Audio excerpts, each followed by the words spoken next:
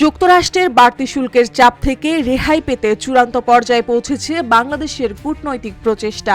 ওয়াশিংটনের সঙ্গে একটি বহুল প্রত্যাশিত শুল্ক চুক্তি চূড়ান্ত করতে বৃহস্পতিবার দুদেশের মধ্যে গুরুত্বপূর্ণ বৈঠক অনুষ্ঠিত হয়েছে।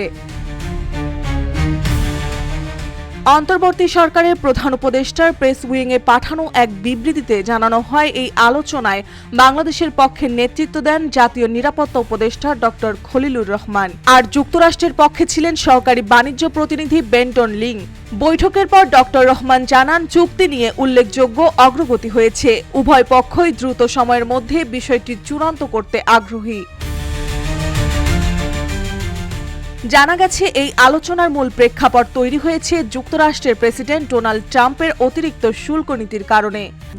RICL TMX, যুগের পর যুগ স্থাপনা থাকে মজবুত।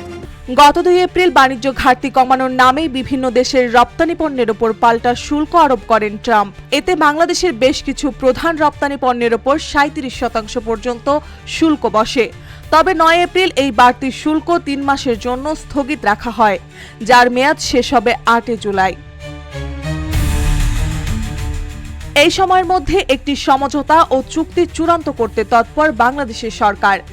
এই লক্ষ্যে ওয়াশিংটনের সঙ্গে কূটনৈতিক আলোচনার গতি বাড়ানো হয়। ইতিমধ্যে যুক্তরাষ্ট্র চুক্তির একটি খসড়া পাঠিয়েছে বাংলাদেশে, যার ওপর মতামত দিয়ে ঢাকা তা ফের ওয়াশিংটনে পাঠিয়েছে। বৃহস্পতিবারের বৈঠকে সেই মতামতের আলোকে দর কষাকষি হয়। আলোচনায় ইতিবাচক অগ্রগতির পর আগামী 29 জুন রোববার আবারও একটি বৈঠক হওয়ার কথা রয়েছে, যেখানে চূড়ান্ত খসড়া অনুমোদন হওয়ার সম্ভাবনা রয়েছে। বাংলাদেশ সরকার মনে করছে, এই চুক্তির মাধ্যমে বাড়তি শুল্কের বোঝা উল্লেখযোগ্যভাবে কমে আসবে। এতে রপ্তানিমুখী শিল্প, বিশেষ করে তৈরি পোশাক খাত কিছুটা স্বস্তি ফিরে পাবে। বিশেষজ্ঞদের মতে, রাজনৈতিক ও বাণিজ্যিক এই সমঝোতা কেবল স্বল্প মেয়াদে নয়, দীর্ঘমেয়াদেও বাংলাদেশের জন্য বড় ধরনের ইতিবাচক প্রভাব ফেলতে পারে। এখন সব চোখ 29 জুনের বৈঠকের দিকে, যেখানে ঠিক হবে বাংলাদেশ কি সত্যি শুল্ক মুক্তির পথে এগোচ্ছে কিনা।